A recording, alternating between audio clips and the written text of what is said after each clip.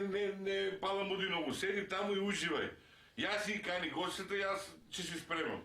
Мене ти знаеш Тошо и Мили ми се најбољи другари, си ги викнам на пијан клен, јас ќе го спремам, твоја задача е гледа, ако сакаш ти да научиш, а и вие покрај малите екрани. Значи, за денеска, за да ги пречекаме гостите, че инаку многу ни се мили и драги, ќе спремаме еден пијан клен. За тоа ни е потребно да имаме еден клен у нормална состојба и да имаме друго емиш за малку да го зачиниме и за да го спремиме така, за да биде вкусен, за да му се бенеса многу на гостите. Значи, многу е битно рибата да имаме тука и да биде свежа, да биде така поставена за да има околу неа место да се сервира нешто друго што после заедничи од пешата. Значи треба да се стави лукче. Лукче го сечиме само надве, нико на 4 игла повише. Тоа го правиме за да може да приме благ мирис, а многу на вкусот да не се осеќа, од лукот после дава зорот на меот, да не речам и на кај другите треба натаму. Зиеме и печурчиња, пожелано да не се отровни, да се отруе некој. Ги сечиме на 4, значи на 2 и уште на 2. Тоа по 4, вкупно 16.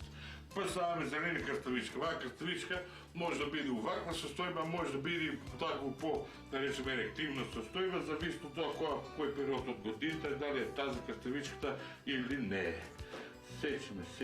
Сечиме. При тоа пазиме многу да го наметниме прстот, оти друго е боја од цвекло, друго е боја од прстот. А кога сме ги цвеклото, ево и цвеклото, сечиме од него. И уште едно цвекло че сечиме.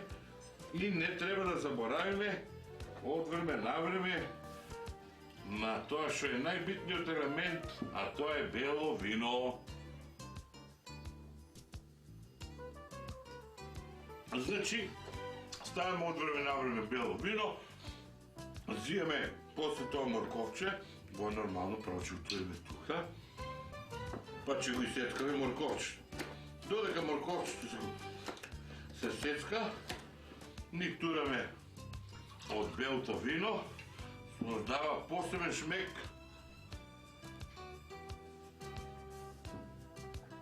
Баш на цела оваа работа, морка одгоредиме, значи одозгоре. Тоа е повише декорација од колку што влијае на вкусот. После тоа зиеме, ставаме троа магданосче. Магданосот треба ситно да се исечка. Значи многу ситно го сечкаме магданосот. И го ставаме од околу на рибата. Не забораваме задолжително да ставиме уште од белото вино уште една чаша.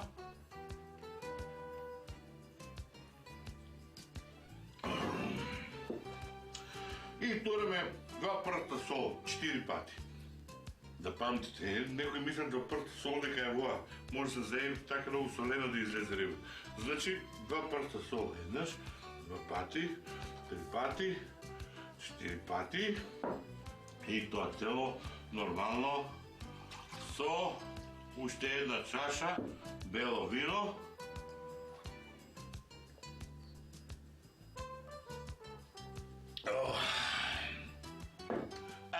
Сега таа цела постапка повториме уште еднаш.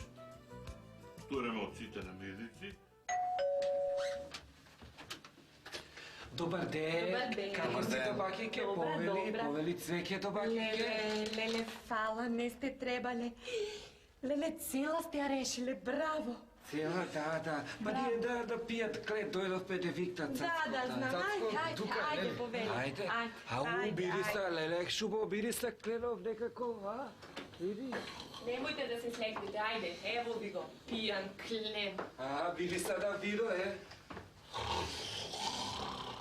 Абе, ова не е пијан клен, ова пијан сом, а?